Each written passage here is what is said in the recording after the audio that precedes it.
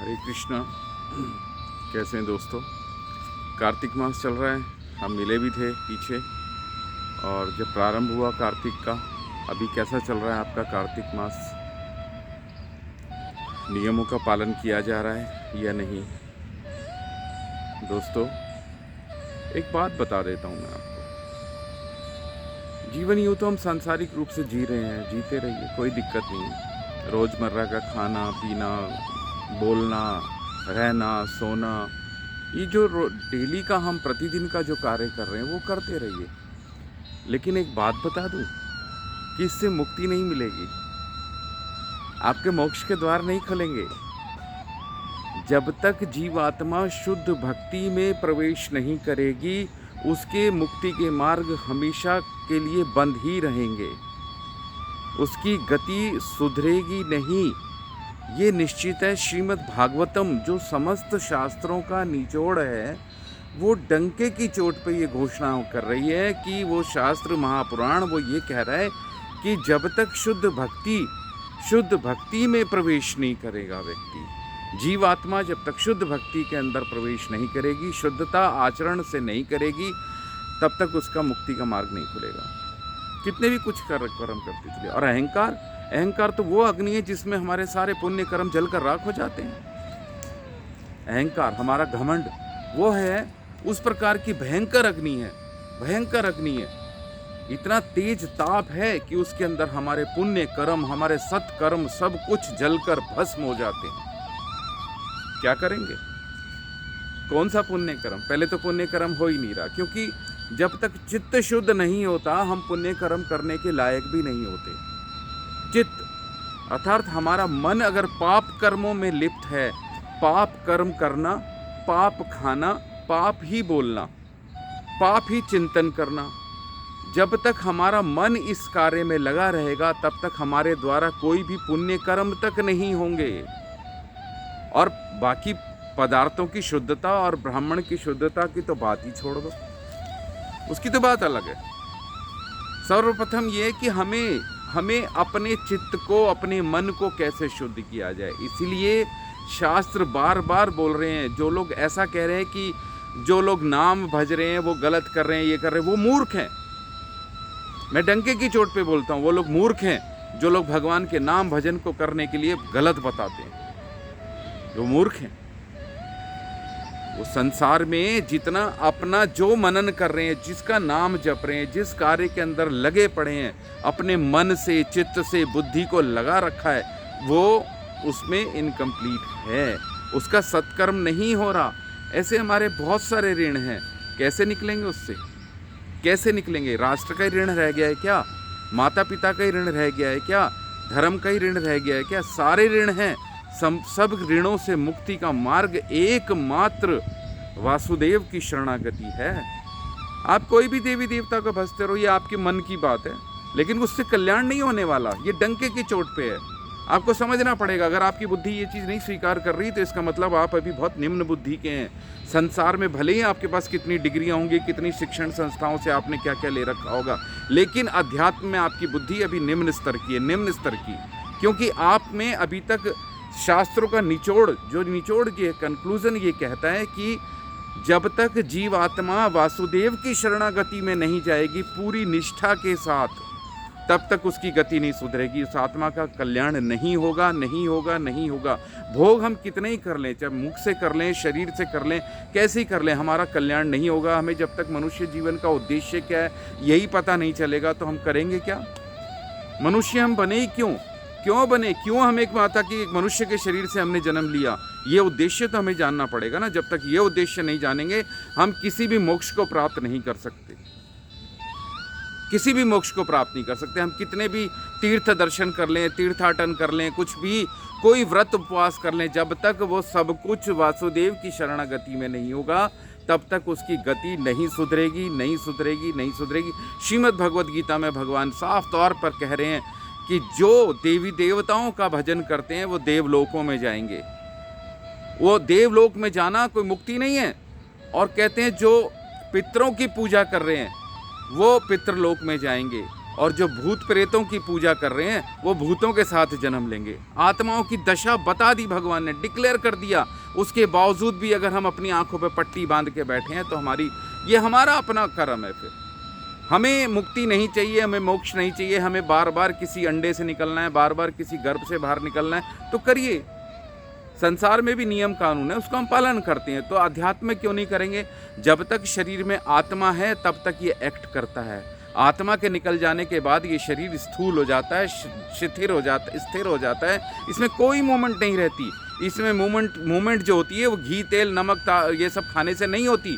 उनके भी बच्चे पल जाते हैं। जो लोग पूरे पौष्टिक भोजन नहीं कर पाते वो भी अच्छी तंदुरुस्त रह जाते हैं, उनकी अच्छी हाइट निकल जाती है, सब कुछ होता है। अर्थात जब तक आत्मा है शरीर के अंदर, सोल है किसी भी शरीर के अंदर, तब तक वो जीवित है।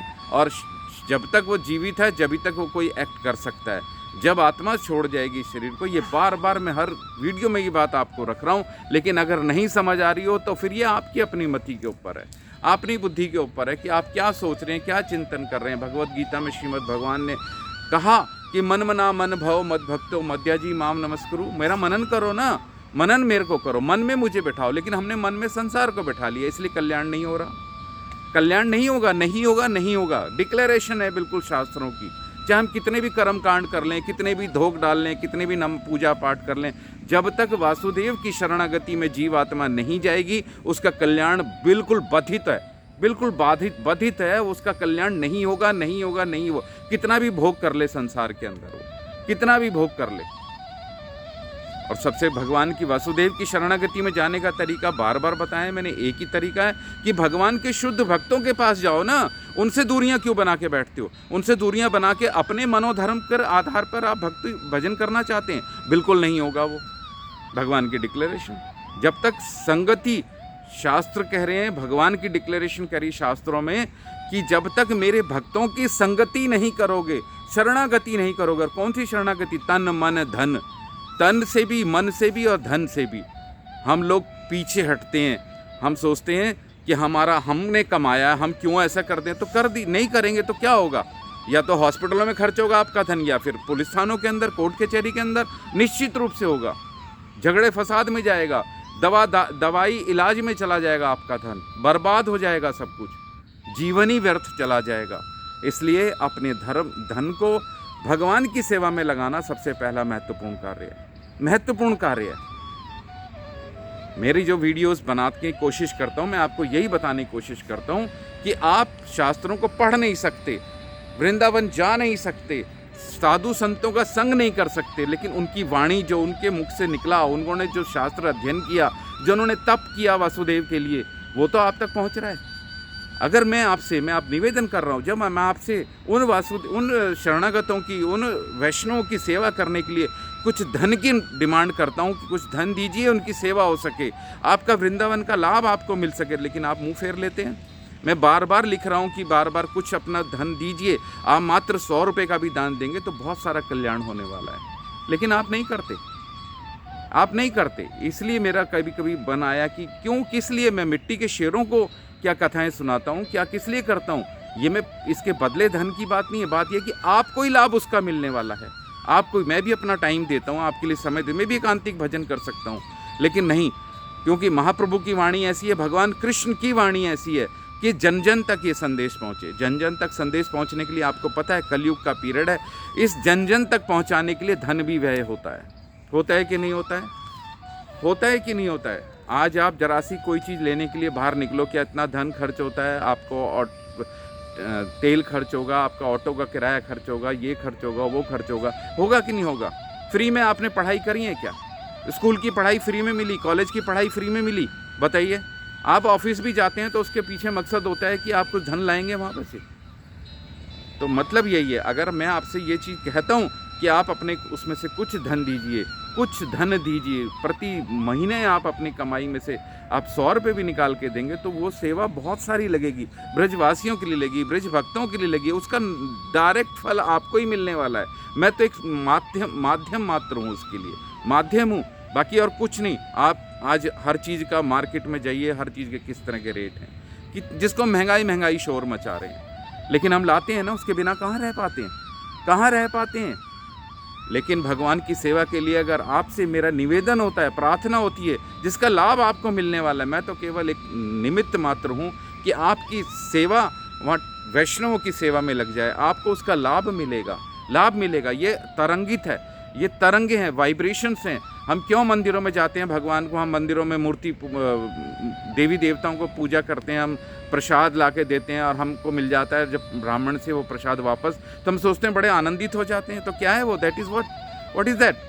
वो सिर्फ एक वाइब्रेशन है, वो वाइब्रेशन हमको मिल जाती है। तो क्या ये वाइब्रेशन सीधे वासुदेव की सेवा में नहीं जानी चाहिए? कोई भी देवी देवता स्वयं भोग नहीं करता, वो सारी भगवान की सेवा में भेजता है। तो डायरेक्ट आपको जब बोला जा रहा है आप आइए ना, आप आइए, मैं भी अपना समय देता हूँ आपको, मैं भी अपना समय देता हूँ आपको। सिर्फ ये मकसद से, मैं इसका एहसान नहीं ले रहा, बदला नहीं ले रहा, मैं सिर्फ ये बोल रहा हूँ कि आपको इतनी जागृति आ जानी चाहिए कि हाँ, अगर कोई चीज़ सेवा के लिए मांगी जा रही तो आपको सेवा के लिए अग्रणी होना चाहिए। अपने मनोधर्म के अनुसार आप कुछ नहीं कर सकते। मनोधर्म हर तरह से हानिकारक है, और हानिकारक है। इसलिए मैंने आपसे प्रार्थना करी थी अभी कुछ दिन पहले कि जो लोग मेरे साथ जुड़े हुए हैं, अगर मेरी बातें, मेरे शास्त्रों के जो कथन हैं, जो कथाएं हैं, वो आपको नहीं जचती, आपको भला लगता, उस पर आपको आपका कल्याणकारी नहीं दिखाई देता कुछ भी, तो आप मुझे छोड़कर मेरे फेसबुक से, व्हाट्सएप से आप जा सकते हैं, कोई दिक्कत नहीं है, मुझे अच्छा लगेगा। क्यों अपना समय बर्बाद कर रहे हैं आप मेरे साथ? क्यों मेरी वाणी को सुनते हैं? क्यों मेरे लिखे हुए को पढ़ते हैं? आप जाइए, आपका जैसे मनोधर्म का पालन करने की इच्छा है करिए। और ये जो कलयुग का जो समय बताया गया 4,32,000 वर्ष, अगर हमें उसमें प्रवेश करना ही है तो हमको मिलेगा ही प्रवेश, इसमें कोई रोक ही नहीं सकता। इसलिए मेरा निवेदन यही है कि आप अपनी सेवाएं दीजिए।